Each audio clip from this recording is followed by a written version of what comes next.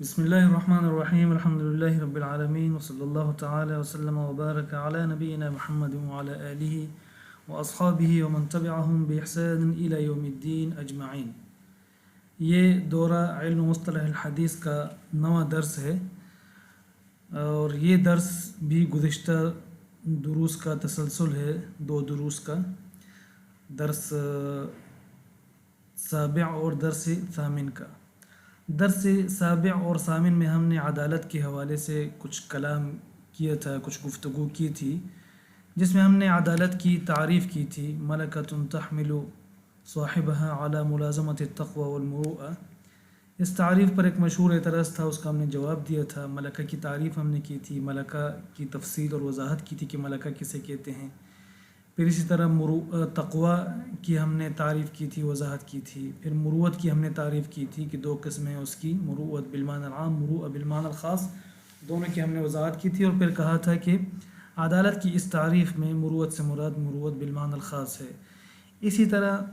پھر مروت کی جو قید عدالت کی تعریف میں ہم نے لگائی ہے، اس قید کی ضرورت اور فائدے پر ہم نے گفتگو کی تھی. ایک اعتراض اس حوالے سے ذکر کیا تھا اور اس کا جواب ہم نے دیا تھا کہ مروت کی یہ قید اگر عدالت کی تعریف میں نہ لگائی جائے تو ایسے بہت سے لوگ جو اہل عدالت نہیں ہیں، یہ تعریف ان کو شامل ہوگی، اور وہ لوگ اس تعریف سے تبھی نکلیں گے جب مروت کی یہ قید لگائی جائے گی، کیونکہ ان میں مروت نہ ہونے کی وجہ سے ہی وہ اہل عدالت میں شمار نہیں ہوتے. ائمہ ان کو اہل عدالت میں شمار نہیں کرتے. تو یہ لوگ کس طرح اس تعریف سے نکلیں گے، عدالت کی اس تعریف سے اور عدل ہونے سے کس طرح نکلیں گے؟ تو وہ ہم نے عرض کیا تھا کہ مروت کی قید لگائی جائے گی تو تب نکلیں گے. مثلا طفل صغیر ہے، اور اس طرح مجنون ہے، اور اس طرح وہ لوگ جو ایسے کام کرتے ہیں کہ وہ کام ہیں تو مباح فی نفسہ ہی، لیکن وہ کام عموماً فساق، فجار لوگ اور سفہاء، بیوقوف لوگ کرتے ہیں. تو اس طرح کے لوگوں کو اس تعریف سے خارج کرنے کے لیے ضروری ہے کہ مروت کی قید لگائی جائے، جبکہ ائمہ نے ان کو اہل عدالت میں شمار بھی نہیں کیا ہے. آج کا درس اسی مروت سے متعلق جو درس تھا اسی کا تسلسل ہے. مروت، اور یہ درس بھی انتہائی اہم ہے، انتہائی بہت زیادہ اہم ہے، اس لیے اس کے جو فوائد ہیں وہ آپ نوٹ بھی کریں ساتھ میں، اور انشاءاللہ تعالی بہت اہم معلومات آپ کو حاصل ہوں گی اس درس سے.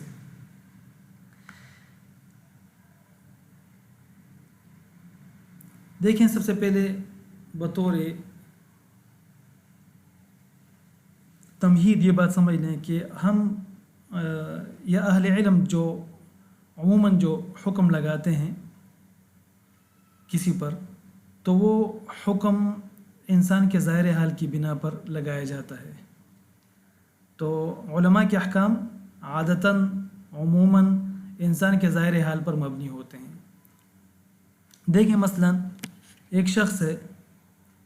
جس کو ہم نہیں جانتے، اور ہم نے اس شخص کو پہلی مرتبہ دیکھا ہے. ہم نے دیکھا کہ یہ شخص خوارم المروءہ میں سے کسی ایک کا ارتکاب کر رہا ہے، یعنی ایسا کام کرتے دیکھا جو فسق و فجور تو نہیں ہے، یعنی گناہ کبیرہ بھی نہیں ہے، حرام بھی نہیں ہے، لیکن اور نہ یہ کہ وہ کسی فرض واجب کو چھوڑ رہا ہے، بلکہ ایک کام فی نفسی مباح ہے، لیکن وہ کام عموماً ہم دیکھتے ہیں کہ فساق اور سفہاء کرتے ہیں. تو اس طرح کے شخص کو ہم نے پہلی مرتبہ دیکھا، اور اس کو ہم نے اس طرح کا کام کرتے ہوئے دیکھا جس کو آپ آسان الفاظ میں خلاف مروت کام کرتے ہوئے دیکھا. تو ہمارا اس شخص کے متعلق ہمارا یہ غلبہ ظن ہوتا ہے، غلبہ ظن یہی ہوتا ہے کہ یہ شخص محروم المروءہ ہے، اور محروم المروءہ ہونے کی وجہ سے یہ محروم العدالہ ہے. تو دیکھیں، ہم نے جو اس پر حکم لگایا تو اس کے ظاہر حال کی بنا پر حکم لگایا ہے. اب اس شخص کو ہم جب اس طرح کا کام کرتے ہوئے دیکھا تو بس ہمیں ہی غلبہ ظن حاصل ہوا کہ یہ شخص محروم العدالہ ہے. کیوں؟ محروم المروءہ ہونے کی وجہ سے ایسے کام کر رہا ہے جو خلاف مروت ہیں، ایسے کام کر رہا ہے جو فی نفسی اگرچہ مباح ہے وہ کام، لیکن یہ کہ وہ کام عموماً فساق اور سفہاء کا شعار ہے اور وہی لوگ کرتے ہیں. تو ہم نے کہا کہ بس یہ شخص بھی جو ہے نا، اگرچہ اس نے کوئی ایسا کام تو نہیں کیا جس سے فسق کو اس پر ہم حکم لگائیں کہ فاسق فاجر ہے، یا ایسا کام نہیں کیا جس کی وجہ سے ہم اس پر جنون کا حکم لگائیں کہ یہ پاگل ہے، لیکن بس ایسا کام کیا جو عموماً فساق اور سفہا کرتے ہیں، اور کام اگرچہ فی نفسی مباح ہے، تو بس کم از کم ہم اس شخص کے اگرچہ اس کو فاسق نہیں کہہ سکتے ہیں، لیکن یہ کہ محروم المروءہ ہونے کی وجہ سے اسے محروم العدالہ ہم ضرور کہیں گے۔ یعنی ہم نے اسے محروم العدالہ اس وجہ سے نہیں کہا کہ اس نے کسی فسق و فجور کا ارتکاب کیا یا کسی فرض و واجب کو ترک کیا ہے اس نے، بلکہ اس وجہ سے ہم نے اس کو یہاں محروم العدالہ کہا کہ اس نے ایسا کام کیا ہے جو عموماً فساق و فجار کرتے ہیں، اگرچہ وہ کام فی نفسی ہی مباح ہے۔ تو بہرحال احکام العلماء مبنیۃ علی ظاہر الانسان، یعنی فی العادہ، یعنی عموماً اور فی اغلب الاحوال علماء جو احکام لگاتے ہیں کسی انسان پر تو اس کے ظاہر حال کی بنا پر لگاتے ہیں، لیکن اسی شخص کو ہم نے، یہی شخص جو خلاف مروت کام کرتے ہوئے جس کو ہم نے دیکھا تھا، اسی شخص کو ہم نے بعد میں ہمیں معلوم ہوا، ٹھیک ہے، اور کچھ عرصہ ہم نے اس کو مطلب بار بار مستقل دیکھا، ہم نے دیکھا کہ تو مستقل نمازوں میں شریک ہوتا ہے، باجماعت نماز پڑھتا ہے، قرآن کریم کی تلاوت کا اہتمام کرتا ہے، اور اس کے ساتھ معاشرت وغیرہ کی یا دوسرے لوگوں سے ہمیں پتہ چلا کہ یہ شخص تو انتہائی پرہیزگار و متقی ہے اور نہ ہی جھوٹ بولتا ہے۔ تو اب وہ جو ہمیں خلاف مروت کام کرنے کی وجہ سے اس کے بارے میں غلبہ ظن حاصل ہوا تھا کہ یہ شخص محروم المروءہ ہونے کی وجہ سے محروم العدالہ ہے، تو اب وہ حکم زائل ہو جائے گا جو ہم نے اس پر لگایا تھا غلبہ ظن کی بنا پر، کہ چونکہ یہ خوارم المروءہ کا ارتکاب کر رہا ہے اور ایسا کام کر رہا ہے جو عموماً فساق اور فجار کرتے ہیں، تو اس لیے ہم نے کہا کہ یہ شخص محروم العدالہ ہے۔ لیکن اب یقینی طور پر جب ہمیں یہ شخص معلوم ہوا کہ یہ شخص دیندار اور پرہیزگار، جھوٹ نہیں بولتا، تو ایسی صورت میں خوارم المروءہ امور دیکھنے کی وجہ سے غلبہ ظن کی بنا پر ہم نے جو اس پر محروم العدالہ ہونے کا حکم لگایا تھا، تو وہ حکم اس میں یقینی عدالت دیکھنے کی وجہ سے زائل ہو جائے گا۔ تو قاعدہ کیا ہوا؟ اب قاعدہ یہ ہوا کہ غلبہ ظن یقین کے مقابلے میں اگر آ جائے، یا یقین کے مقابلے میں اگر غلبہ ظن آ جائے، تو وہاں پر پھر یقین کو غلبہ حاصل ہوتا ہے اور یقین کا اعتبار کیا جاتا ہے، غلبہ ظن کا اعتبار نہیں کیا جاتا۔ تو خوارم المروءہ کی وجہ سے کسی شخص کی عدالت کا ساقط ہونا یہ ایک ظنی امر ہے، لیکن اس ظنی امر کے مقابلے میں اگر یقین آ جائے، یعنی ہمیں یقینی طور پر معلوم ہو جائے کہ یہ شخص تو صاحب عدالت ہے، ٹھیک ہے اگرچہ یہ محروم المروءہ ہے، لیکن چونکہ یعنی اس نے ایسے کام کا ارتکاب کیا ہے جو خوارم المروءہ میں سے ہے، لیکن اور خوارم المروءہ کے ارتکاب کی وجہ سے ہم نے اس پر حکم لگایا تھا کہ یہ محروم العدالہ ہے، ظاہر بات یہ حکم ظنی ہے، کیونکہ خوارم المروءہ کی وجہ سے کسی شخص کا محروم العدالت ہونا یہ ظنی ہے، یہ حکم ظنی ہوتا ہے، یقینی طور پر یقینی نہیں ہوتا کہ یہ شخص جو ہے یہ محروم العدالہ ہے۔ تو خوارم المروءہ کی پائے جانے کی وجہ سے کسی شخص پر جو ہم حکم لگاتے ہیں کہ یہ محروم العدالہ ہے، فاقد العدالہ ہے، اس سے عدالت ساقط ہو گئی ہے، تو یہ حکم جو ہم اس شخص پر لگاتے ہیں محروم العدالہ ہونے کے، یہ حکم غلبہ ظن کی بنا پر ہوتا ہے، یہ حکم ظنی ہوتا ہے، ٹھیک ہے، یقینی طور پر ایسا نہیں ہوتا کہ یہ شخص جو ہے ساقط العدالہ ہے۔ لیکن ہم تو غلبہ ظن پر عمل کرنے کے مکلف ہیں، اس لیے جب تک ہمیں اس کے معارض اور اس کے مقابل میں اس سے مضبوط اس غلبہ ظن کے مقابلے میں ایک اور غلبہ ظن یا یقین جب تک حاصل نہیں ہو جاتے اس شخص کی یقینی عدالت پائے جانے کے اس شخص کے اندر، اور اس شخص کی یقینی عدل ہونے کا جب تک ہمیں یقین حاصل نہیں ہو جاتا، تو اس وقت تک یہ غلبہ ظن کے ہم پابند ہوں گے اور یہ شخص محروم العدالہ ہوگا۔ لیکن یہ اس کے مقابلے میں اگر اس شخص کا یقینی طور پر عادل ہونا ثابت ہو گیا، عادل نہیں، عادل کی تعبیر غلط ہے، عادل ہونا ثابت ہو گیا اور ہمیں یقینی طور پر معلوم ہو گیا کہ یہ شخص عادل ہے، تو اب اس غلبہ ظن کے مقابلے میں آ گیا یقین، تو اب اعتبار اس یقین کی کیا جائے گا، اس غلبہ ظن کا نہیں کیا جائے گا۔ میرے خیال میں یہ بات سمجھ میں آ گئی ہوگی۔ اسی طرح تو خلاصہ کیا ہوا؟ خلاصہ یہ ہوا، قاعدہ یہ، اسی سے ہم نے ایک قاعدہ مستنبط کیا ہے کہ غلبۃ الظن بکون شخص محروم المروءہ اذا عارضها یقین بعدالته يحکم للیقین وبالتالي فيحکم للعدالہ۔ غلبہ ظن جب کسی شخص کے محروم المروءہ ہونے کا ہمیں غلبہ ظن حاصل ہو، یعنی مخروم المروءہ ہونے کی بنا پر کسی شخص کے مخروم العدالہ ہونے کا ہمیں غلبہ ظن حاصل ہو، اور اس کے مقابلے میں اگر اس شخص کی یقینی عدالت آ جائے، یعنی ہمیں یقین حاصل ہو جائے کہ یہ شخص عادل ہے، تو ایسی صورت میں وہ غلبہ ظن رد ہو جائے گا، وہ ساقط ہو جائے گا۔ مخروم العدالہ ہونے کی وجہ سے، مخروم المروءہ ہونے کی وجہ سے ہم نے جو اس شخص پر مخروم العدالہ ہونے کا حکم لگایا تھا وہ ساقط ہو جائے گا، اور ہمیں جو یقین حاصل ہو گیا اس شخص میں عدالت کے موجود ہونے کا، تو اب اس یقین کا اعتبار کیا جائے گا اور اس شخص پر عادل ہونے کا حکم لگایا جائے گا۔ تو یاد رکھیں یہ قاعدہ، اس کو یاد رکھیں، یہ قاعدہ انتہائی زبردست قاعدہ ہے کہ غلبۃ الظن بکون شخص مخروم العدالہ بسبب وجود احد خوارم المروءۃ فیہ، یعنی مطلب یہ ہے کہ کسی شخص پر ہم خوارم المروءہ ہونے کی وجہ سے مخروم العدالہ ہونے کا جو حکم لگاتے ہیں یہ ظنی حکم ہوتا ہے۔ اس کے مقابلے میں اگر ہمیں یقین حاصل ہو جائے کہ یہ شخص عادل ہے تو اس صورت میں اس یقین کا اعتبار کیا جائے گا اور اس شخص پر عادل ہونے کا حکم لگایا جائے گا، اور پہلے جو ہم نے حکم لگایا تھا اس شخص پر مخروم المروءہ ہونے کی وجہ سے مخروم العدالت ہونے کا جو حکم ہم نے لگایا تھا وہ حکم ساقط ہو جائے گا، کیونکہ وہ ظنی تھا، اور اب اس شخص کے عادل ہونے کا ہمیں یقین حاصل ہو گیا، تو اب اس یقین کا اعتبار کیا جائے گا۔ ایک تو یہ بات ہو گئی۔ دوسری بات یاد رکھیں، اگر کسی شخص یا راوی کے بارے میں ہمیں یقینی طور پر یہ معلوم ہو کہ یہ شخص دیندار اور متقی ہے، اور اب ایسا شخص کوئی خلاف مروت کام کا ارتکاب کر لے، یعنی مذاق کے طور پر کوئی ایسا کام کر لے جو خلاف مروت ہوتا ہے، مثلا کسی ٹیم کا جھنڈا بنا کر جو ہے نا وہ چیخیں مارنے لگا اور چھلانگیں مارنے لگا اور ادھر ادھر اور گلیوں میں پھرنے لگا، ویسے ہی ہنسانے کے لیے یا بطور مذاق، تو اب کیا اس شخص پر ہم یہ حکم لگائیں گے کہ چونکہ اس نے خوارم المروءہ کا ارتکاب کیا ہے اس لیے اس کی عدالت ساقط ہو جائے گی؟ کیا ایسا ہے؟ نہیں، اس لیے کہ خوارم المروءہ کی وجہ سے جو ہم کسی شخص پر عدالت کے ساقط ہونے کا حکم لگاتے ہیں کہ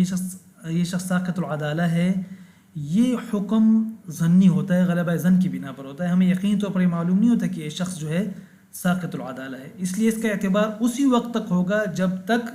ہمیں اس شخص کے عدل ہونے کا یقین حاصل نہ ہو جائے۔ تو اب اس شخص کے عدل ہونے کا یقین تو ہمیں پہلے سے ہی ہے، ہمیں معلوم ہے کہ یہ شخص دیندار اور متقی ہے، اور اس نے یہاں پر خلاف مروت کام کا ارتکاب کیا ہے، تو یہ ویسی بطور مذاق اس نے کیا ہے، تو اب اس خلاف مروت کام کے ارتکاب کرنے کی وجہ سے اس کی عدالت پر کوئی اثر نہیں پڑے گا، اور یہ شخص جو ہے نا اس کی عدالت ساقط نہیں ہوگی۔ تو یاد رکھیں کسی شخص کے بارے میں اگر یقین طور پر ہمیں معلوم ہو کہ یہ شخص صاحب عدالت ہے، دیندار ہے، متقی ہے، جھوٹ نہیں بولتا، اس طرح کے شخص سے اگر کوئی خوارم المروءہ صادر ہو جائے یا وہ اس کا ارتکاب کر لے قصداً، تو اس سے اس کی عدالت پر کوئی اثر نہیں پڑتا، کیونکہ خوارم المروءہ میں سے کسی ایک امر کا صدور تب قادح فی العدالت ہوتا ہے جب اس شخص کی دینداری و پرہیزگاری کا ہمیں یقینی علم نہ ہو۔ چنانچہ ایک شخص جیسے ہم اچھی طرح جانتے ہیں کہ وہ نیک ہے، صالح ہے، اگر وہ بطور مذاق کوئی اس طرح خلاف مروت کام کر لے تو اس سے اس کی عدالت پر کوئی اثر نہیں پڑے گا، ٹھیک ہے؟ اس لیے کہ کسی شخص میں خوارم المروءہ امور ہونے کی وجہ سے اس پر جو ہم عدم عدالت کا حکم لگاتے ہیں یہ ظنی ہے، جبکہ شخص کا عدل ہونا یقینی ہے، اور ظن جب یقین کے معارض ہو تو یقین غلبہ ظن کو حاصل ہوتا ہے اور اعتبار یقین کا کیا جاتا ہے۔ الا یہ کہ ایک شخص ہے مثلا جس کو ہم یقین طور پر جانتے ہیں کہ یہ شخص صاحب عدالت ہے، یعنی متقی پرہیزگار ہے، جھوٹ نہیں بولتا، اور کچھ عرصے بعد ہم نے دیکھا کہ وہ اس طرح خلاف مروت کام کے ارتکاب کر رہا ہے، تو ٹھیک ہے ہم جلد بازی نہیں کریں گے اس پر مخروم العدالہ ہونے کا حکم لگانے میں، کیونکہ ہمیں یقینی طور پر معلوم ہے کہ یہ شخص جو ہے جھوٹا نہیں ہے، یہ شخص پرہیزگار ہے، متقی ہے، تو وہ یقین زائل نہیں ہوگا اس خوارم المروءہ کے ارتکاب کی وجہ سے، جو کہ ظنی ہوتا ہے، جس کی بنا پر عدم عدالت کا حکم لگانا ظنی ہوتا ہے، تو یہ ظنی ساقط رہے گا۔ لیکن اب اگر ہمیں بعد میں پتہ چلا کہ یہ شخص تو بدل گیا ہے، یہ اللہ تعالیٰ تو مقلب القلوب ہے، یہ شخص پہلے ٹھیک ہے دیندار متقی پرہیزگار تھا، لیکن اب اس نے الٹی سیدھی حرکتیں شروع کر دی ہیں، یہ پاگلوں والے کام شروع کر دیے ہیں، یا یہ ہے کہ یہ شخص جو ہے فاسق فاجر ہو گیا ہے اور اس نے جو یہ کام خلاف مروت کام کیا ہے تو یہ اسی وجہ سے کیا ہے. خلاف مروت کام اگرچہ وہ امر مباح ہوتا ہے لیکن یہ شخص اس نے جو اس طرح کا کام کیا ہے تو یہ شخص واقعی طور پر فاسق فاجر ہو گیا ہے, اس نے دینداری تقوی وغیرہ چھوڑ دی ہے. تو اب وہ جو سابق یقینی حکم تھا ٹھیک ہے وہ ختم ہو جائے گا ایک اور یقین کی وجہ سے. ٹھیک ہے, اور وہ یقین کیا ہے کہ یہ شخص ساقط العدالہ ہو چکا ہے. تو ایسی صورت میں تو ٹھیک ہے, وہ سابقہ حکم جو یقینی تھا عدل ہونے کا یا اس میں عدالت کے موجود ہونے کا, تو وہ حکم اب ساقط ہو جائے گا اس ایک اور یقین کی وجہ سے جو اس کے معارض آ گیا ہے. تو بہرحال یہ ایک اہم قاعدہ تھا, میں چاہ رہا تھا کہ اس کی وضاحت ہو جائے. گزشتہ دروس میں شاید اس کی وضاحت اسی وجہ سے نہیں ہو سکی کہ اس کا موقع آ جایا ہے. تو یاد رکھیں کہ کسی شخص میں خوارم المروءہ ہونے کی وجہ سے اس پر عدم عدالت کا حکم لگانا یہ غلبہ ظن کی بنا پر ہوتا ہے اور یہ حکم ظنی ہوتا ہے. اور اگر اس کے مقابلے میں کسی شخص کے عدل ہونے کا ہمیں یقین حاصل ہو جائے تو پھر وہ غلبہ ظن والا کی بنا پر جو ہم نے حکم لگایا تھا اس شخص پر مخروم العدالہ ہونے کا, تو وہ حکم ساقط ہو جائے گا. ٹھیک ہے, اور اب اس یقین پر ہم عمل کرتے ہوئے اس شخص کو ہم کہیں گے کہ یہ شخص عادل ہے. تو یہاں ایک اور اہم فائدے کی طرف میں متوجہ کرنا چاہتا ہوں آپ حضرات کو, وہ یہ ہے کہ خوارم المروءہ دو قسم کے ہیں. ایک تو وہ ہیں جو ظنی ہیں جس کا بھی میں نے ذکر کیا, ٹھیک ہے, جن کی وجہ سے ہم کسی شخص پر ساقط العدالہ ہونے کا حکم لگاتے ہیں اور یہ حکم ظنی ہوتا ہے اور یہ اس وقت تک برقرار رہتا ہے جب تک اس کے مقابلے میں ہمیں اس شخص کی عدالت کا یقین نہ ہو جائے. اور خوارم المروءہ میں سے کچھ ایسے ہیں جو یقینی ہیں. یہ خوارم المروءہ جو یقینی ہوتے ہیں یہ کبھی زائل نہیں ہوتے اور ان کی وجہ سے اس شخص پر عدم عدالت کا حکم برقرار رہتا ہے. اگرچہ یہ شخص جس پر ہم نے عدم عدالت کا حکم لگایا ہے اس شخص میں اگرچہ یقینی طور پر تقوی بھی پایا جاتا ہے, پرہیزگاری بھی پائی جاتی ہے, جھوٹ بھی نہیں بولتا, ٹھیک ہے, لیکن تب بھی یہ یقینی خوارم المروءہ کی وجہ سے اس شخص کو ہم اس شخص کی عدالت بہرحال وہ ساقط ہی رہے گی. تو خوارم المروءہ دو قسم کے ہیں. ایک وہ خوارم المروءہ ہیں جو ظنی ہیں اور جو ساقط ہو جاتے ہیں, ٹھیک ہے, اور ان کی وجہ سے جو ہم عدم عدالت کا حکم لگاتے ہیں وہ حکم ساقط ہو جاتا ہے, ٹھیک ہے, جب اس شخص میں یقینی عدالت ہمیں معلوم ہو جاتی ہے, تقوی پرہیزگاری, جھوٹ نہ بولنا وغیرہ, اور گناہوں سے بچنا, بڑے گناہوں سے عموماً, اور عدم اصرار علی الصغائر سے بچنا. لیکن اگر کسی شخص میں خوارم المروءہ یقین طور پر پائے جائیں تو یہ کبھی ساقط نہیں ہوتے اگرچہ ہمیں اس شخص کی عدالت کا یقین ہو. یعنی بچہ ہے مثلاً, پرہیزگار ہے, متقی ہے, جھوٹ نہیں بولتا وغیرہ وغیرہ, لیکن اس کے باوجود بھی یہ ساقط العدالہ ہے. کیوں؟ اس وجہ سے کہ اس میں خوارم المروءہ جو طفولت ہے یہ یقینی ہے, ٹھیک ہے, اور خوارم المروءہ یقینی جب پائے جائے کسی شخص میں تو وہ کبھی ساقط نہیں ہوتے اور جب تک کہ وہ زائل نہ ہو جائے, وہ خوارم المروءہ بالکل زائل نہ ہو جائے, طفولت اس کی زائل نہ ہو جائے. تو جب تک وہ خوارم المروءہ اس میں موجود ہوتا ہے, وہ یقینی خوارم المروءہ, تب تک یہ شخص ساقط العدالہ رہے گا, ٹھیک ہے, اور یہ سقوط کو قبول نہیں کرتا جب تک یہ خود ساقط نہیں ہو جاتا, ٹھیک ہے. اسی طرح جنون ہے, یہ بھی ساقط المروءہ, یقینی ساقط المروءہ ہے, یقینی خوارم المروءہ ہے. تو جب تک یہ جنون اس انسان میں موجود رہے گا, اگرچہ متقی پرہیزگار, جھوٹ نہیں بولتا, ٹھیک ہے, جب تک یہ جنون اس میں موجود رہے گا تب تک اس شخص کی عدالت ساقط ہوگی, ٹھیک ہے, اور یہ شخص ساقط العدالہ ہوگا. اگرچہ ہمیں یقینی طور پر یہ معلوم ہو کہ یہ شخص جھوٹ نہیں بولتا, یہ شخص متقی ہے, پرہیزگار وغیرہ, کبائر سے بچتا ہے, جو بھی ہے. تو خوارم المروءہ جو یقینی ہیں وہ تو مسقط العدالہ ہیں, ٹھیک ہے, خواہ ہمیں اس شخص کے اندر تقوی کا یقین ہو اور اس شخص کی للہیت کا ہمیں یقین ہو, گناہوں سے بچنے کا ہمیں اس کو یقین ہو, ہمیں پتہ ہو کہ یہ گناہ نہیں کرتا. بہرحال خوارم المروءہ یقینی اگر پائے جائیں گے اس میں, ٹھیک ہے, الیقینی, خوارم المروءہ الیقینی اگر اس میں پائے جائیں گے تو یہ شخص ساقط العدالہ رہے گا مطلقاً. اور خوارم المروءہ ظنی ہے, جو ظنی ہوتے ہیں, ٹھیک ہے, یہ ساقط ہونے کا احتمال رکھتے ہیں, ٹھیک ہے, اگرچہ خوارم المروءہ اس میں برقرار ہوں اس شخص میں, ٹھیک ہے, لیکن جب ہمیں یقینی طور پر اس شخص کے صدق کا اور اس شخص کی عدالت کا یقین ہو جائے, ہمیں اس شخص کی عدالت کا, تو یہ خارب المروءہ ظنی جو ہے اس کے پائے یعنی موجود ہوتے ہوئے بھی یہ مؤثر نہیں رہے گا اس کی عدالت میں، اور اس کی اس یقینی عدالت کی موجود ہونے کی وجہ سے۔ تو میرے خیال میں یہ بات واضح ہوگی۔ خلاصہ یہ ہے کہ خوارم المروءہ یقینی کبھی سا جب تک موجود ہوں، خوارم المروءہ الیقینیہ جب تک موجود ہوں تو یہ شخص ساقط العدالہ رہے گا، اگرچہ وہ شخص متقی پرہیزگار جو بھی ہو۔ اور خوارم المروءہ الظنیہ اس کے علاوہ جو ہوتے ہیں، تو یہ خوارم المروءہ الظنیہ اگر کسی شخص میں موجود ہوں، ٹھیک ہے، اور موجود ہوتے ہوئے ہمیں اس شخص کی عدالت کا یقین حاصل ہو جائے، تو پھر ان کا اعتبار نہیں ہوگا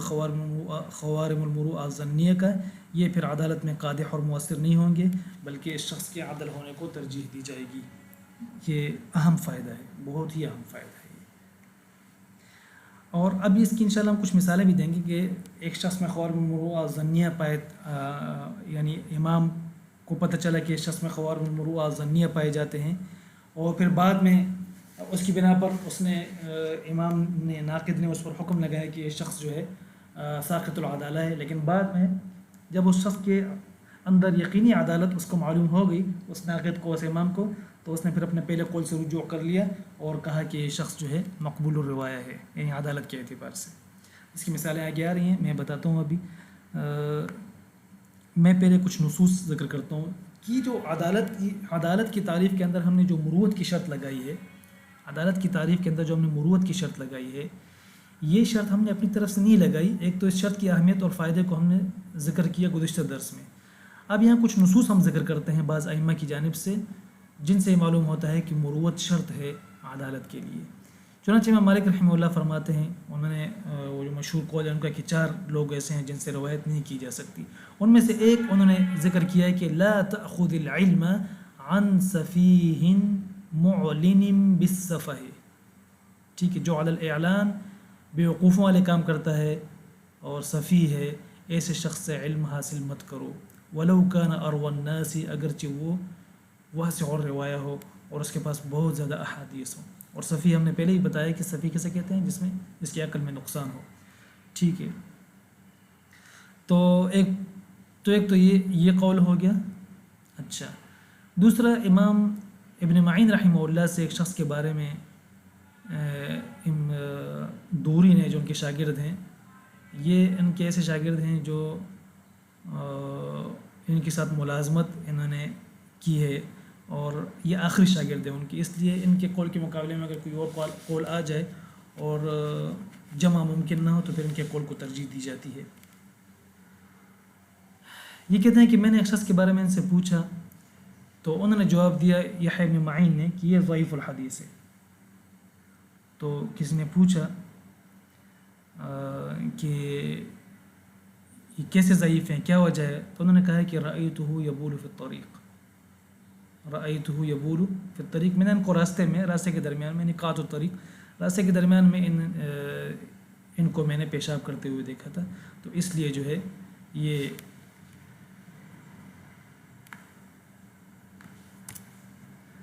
اب راستے کے درمیان پیشاب کرنا یہ خلاف مروت کام ہے، خلاف مروت کام ہے۔ تو دیکھیں یہ خلاف مروت کام مباح کام ہے، لیکن خلاف مروت ہے، عموماً بیوقوف لوگ کرتے ہیں یا فاسق فاجر لوگ یہ کام کرتے ہیں، تو اس لیے اس خلاف مروت کام کی وجہ سے انہوں نے اس کو جو ہے نا ضعیف قرار دیا۔ تو دیکھیں خلاف مروت کی وجہ سے عدالت اس کی ساقط ہو گئی۔ اچھا، اسی طرح دوری ہی جو ہے نا ان سے یحییٰ بن معین سے کہتے ہیں کہ میں نے یحییٰ بن معین سے پوچھا کہ زکریا بن منظور کے بارے میں آپ کیا کہتے ہیں؟ انہوں نے کہا لیس بشیء۔ تو میں نے بار بار ان سے پوچھا تو انہوں نے یہی کہا کہ لیس بشیء، اور پھر کیا کہا، وجہ بتائی، وکان طفیلیًا۔ اب طفیلی ہونا جو ہے، طفیلی ہونا یہ یعنی کوئی گناہ نہیں ہے۔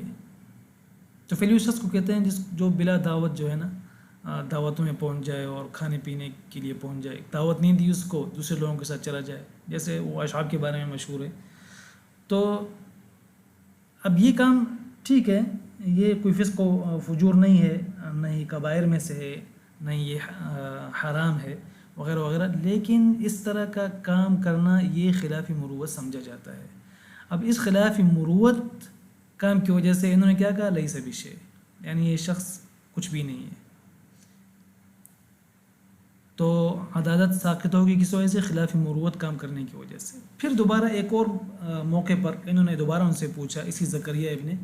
منظور کے بارے میں، تو انہوں نے کہا لیس بہ باس. یہ میں نے یہ عبارت یہ دیکھیں، پہلے پوچھا تو کیا کہا انہوں نے، زکریا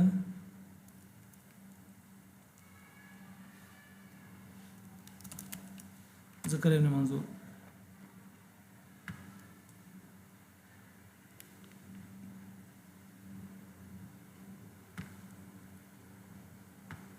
یہ دیکھیں کہتے ہیں کہ میں دوبارہ ایک اور موقع پر ان سے پوچھا گیا تو انہوں نے کہا لا بأس بہ. پہلے کیا کہا تھا، لیس بشیء، کچھ بھی نہیں ہے. پھر کہا لا بأس بہ. تو میں نے ان سے کہا فقلت قد سألتك عنه مرة فلم أرك فيه جيد الرأي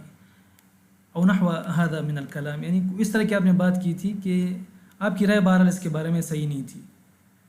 تو انہوں نے کہا لیس بہ باس وإنما كان فيه شيء زعموا أنه كان طفيليا. بس کوئی مسئلہ نہیں ہے اس میں. اس میں ایک چیز تھی جس کی وجہ سے میں نے اس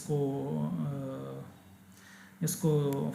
ساقط العدالہ قرار دیا تھا، اور وہ یہ کہ لوگوں نے سمجھا تھا کہ لوگوں کا یہ خیال ہے یا لوگ کہتے ہیں کہ یہ طفیلی ہے، تو طفیلی ہونے کی بنا پر میں نے اس کو ساقط العدالہ سمجھا. یعنی طفیلی اب بھی تھا، یہ طفیلی ہونا اس سے جو ہے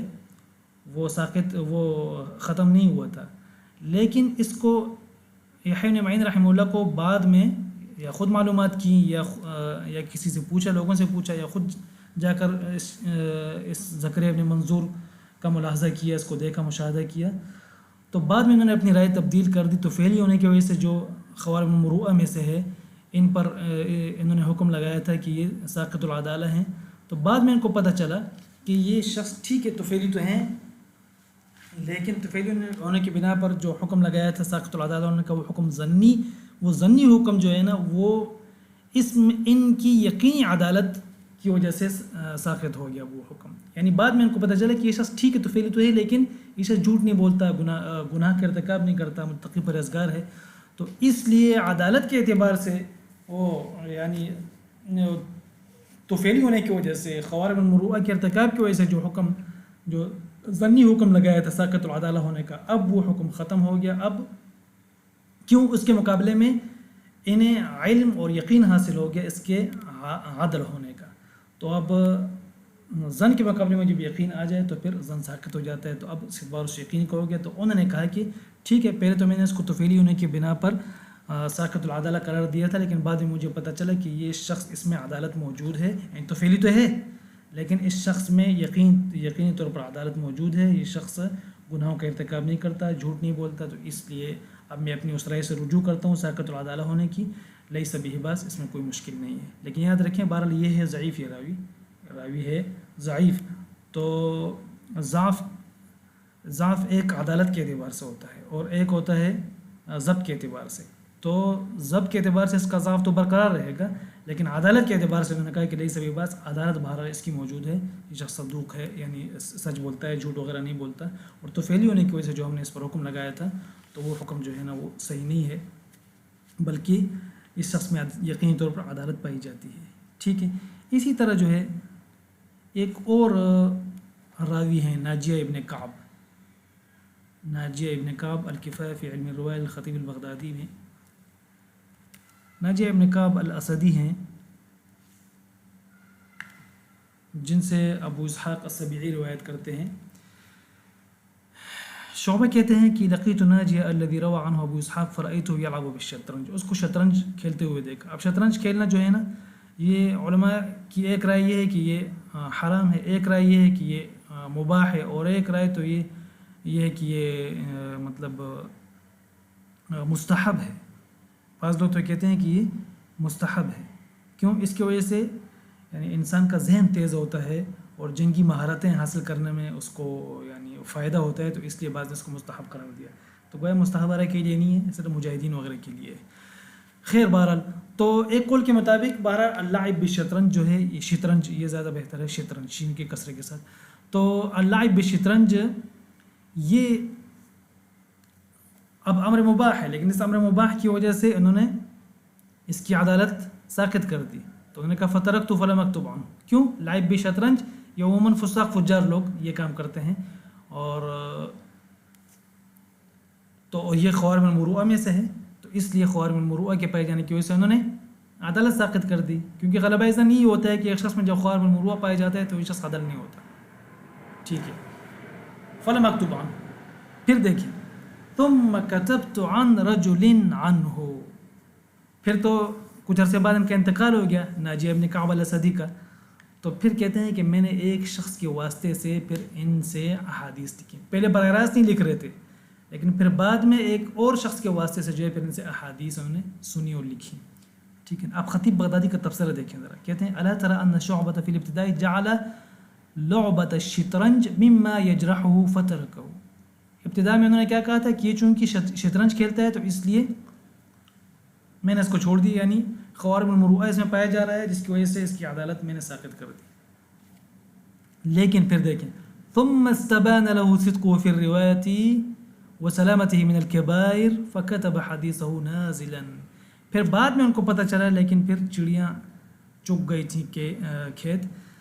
پھر بعد میں ان کو پتہ چلا کہ یہ شخص تو ٹھیک ہے، شطرنج تو کھیلتا تھا اور شطرنج کی وجہ سے ہم نے اس کو ساقط العدالہ قرار دیا تھا، لیکن وہ حکم چونکہ ظنی تھا. پھر یقینی طور پر ان کو معلوم ہوگا کہ یہ شخص تو سچا ہے، کبائر سے بچتا ہے. ٹھیک ہے، تو پھر لیکن اس وقت وہ انتقال کر گئے تھے. پھر بعد میں انہوں نے احادیث ان کی لکھی، مگر نازلہ یعنی ایک واسطے سے لکھی. اب دیکھیں ذرا، یعنی کتنی اہم بات ہے. یہ اسی بات کی تائید ہے جو ہم نے پہلے کی کہ ایک شخص میں اگر خوارم المروءہ پایا جاتا ہے اور اس کی وجہ سے ہم اس پر حکم لگاتے ہیں کہ یہ شخص ساقط العدالہ ہے، تو یہ حکم ظنی ہے. یہ حکم اس وقت تک برقرار رہے گا جب تک اس کے مقابل میں یقین نہ آ جائے اس شخص کی عدالت کا. جب یقین آ گیا اس شخص کی عدالت کا، یعنی اس شخص کے سچے ہونے کا، سلامہ من الکبائر کا، تو پھر اس وقت یہ ظنی حکم ساقط ہو جائے گا اور اس شخص پر ہم جو ہے نا عادل ہونے کا حکم لگائیں گے. یہ الحمدللہ اس میری بھی اس بات کی تائید ہو گئی. تو بہرحال یہ ایک اہم ترین مسئلہ تھا جو ہم نے یہاں پر بیان کیا آج کے درس میں. اور دو اہم باتیں میں نے بیان کی. ایک تو یہ کہ خوارم المروءہ دو قسم کے ہیں، یقینی اور ظنی. خوارم المروءہ یقینی اگر کسی شخص میں پائے جائیں تو جب تک یہ پائے جائیں گے اس وقت تک یہ شخص ساقط العدالہ ہوگا، اگرچہ ہمیں اس شخص کے متقی پرہیزگار ہونے کا اور کبائر سے بچنے کا یقینی علم ہو. اور ایک خوارم المروءہ ظنی ہوتے ہیں. خوارم المروءہ ظنی کی وجہ سے کوئی شخص ساقط العدالہ تو ہوگا، لیکن یہ اس وقت تک ہوگا جب تک اس شخص کی یقینی عدالت کا ہمیں علم نہ ہو، اس شخص کے عادل ہونے کا، سچے ہونے کا ہمیں یقین نہ ہو. تو جب ہمیں اس کے سچا ہونے کا یقین ہو گیا تو اب یہ خوارم المروءہ کی وجہ سے ہم نے جو ساقط العدالہ ہونے کا حکم لگایا تھا وہ حکم ساقط ہو جائے گا اور شخص کی عدالت کو ترجیح حاصل ہوگی، شخص عادل ہو جائے گا. ٹھیک ہے، اگرچہ وہ خوارم المروءہ اس میں ابھی بھی برقرار ہوں. یہ بہت اہم فائدہ ہے. ایک دوسرا یہ ہے کہ کسی شخص کے، میں یہاں پر یہ عبارت تھوڑی سی تبدیل کر دیتا ہوں، اب یہ بات واضح ہو گئی ہے. غلبۃ الظن بکون شخص ساقط العدالة بسبب وجود بعض خوارم المروءة فيه اذا عارضها یقین بعدالته يحكم لليقين. جب ایک شخص پر ہم خوارم المروءہ کے موجود ہونے کی وجہ سے ساقط العدالہ ہونے کا حکم لگاتے ہیں تو یہ حکم ظاہر بات ہے غلبہ ظن کی بنا پر ہوتا ہے. تو یہ اس غلبہ ظن کے مقابلے میں اگر یقین آ جائے اس شخص کی عدالت کا تو پھر اس صورت میں یقین کو غلبہ حاصل ہوگا اور یہ غلبہ ظن کی بنا پر جو ہم نے حکم لگایا تھا یہ حکم ساقط ہو جائے گا، ساقط العدالہ ہونے کا، اور اس شخص پر ہم حکم لگائیں گے کہ یہ شخص عادل ہے. بہرحال تو یہ دو اہم فائدے ہیں اور انتہائی اہم ترین فائدے ہیں. اس کو نوٹ کر لیں، اور یہ آپ کو عام طور پر کتابوں میں اس طرح واضح صریح عبارت کے ساتھ نہیں ملیں گے، یاد رکھیں آپ. تو بہرحال خلاصہ میں نے بیان کر دیا کہ خوارم المروءہ دو قسم کے ہیں، یقینی اور ظنی. خوارم المروءہ یقینی، ان کی وجہ سے انسان ساقط العدالہ رہتا ہے جب تک یہ اس میں پائے جائیں، اگرچہ اس کے مقابلے میں ایک اور یقین آ جائے شخص کی عدالت کا، اس شخص کی عدالت کا یقین آ جائے تب بھی خوارم المروءہ یقینی جب تک موجود ہوں گے تب تک یہ شخص ساقط العدالہ ہی رہے گا، خوارم المروءہ یقینی کے موجود ہونے کی وجہ سے۔ اور خوارم المروءہ ظنی جو ہیں ان کے مقابلے میں اگر خوارم المروءہ ظنی شخص میں پائے گئے تو اور اس کے مقابلے اور اس خوارم المروءہ ظنی کی وجہ سے ہم نے اس شخص پر حکم لگایا کہ یہ شخص ساقط العدالہ ہے، تو یہ حکم اس وقت تک برقرار رہے گا جب تک ہمیں اس شخص کی عدالت کا اور اس کے صدق کا اور اس کے متقی و پرہیزگار ہونے کا یقین حاصل نہ ہو جائے۔ اب اگر ہمیں اس شخص کا جس پر ہم نے ساقط العدالہ ہونے کا حکم لگایا تھا خوارم المروءہ ظنی کے پائے جانے کی وجہ سے، اس شخص کے سچے ہونے کا، اس کے صدق کا اور اس کی عدالت کا، متقی پرہیزگار سلامہ من الکبائر کا ہمیں اگر یقین حاصل ہو گیا تو اب اس کی عدالت کو ترجیح حاصل ہوگی اور وہ سابقہ حکم جو ہے وہ ظنی وہ ختم ہو جائے گا، اگرچہ وہ خوارم المروءہ ظنیہ اس میں اب بھی موجود ہوں۔ سبحانک اللہم و بحمدک اشہد ان لا الہ الا انت نستغفرک و نتوب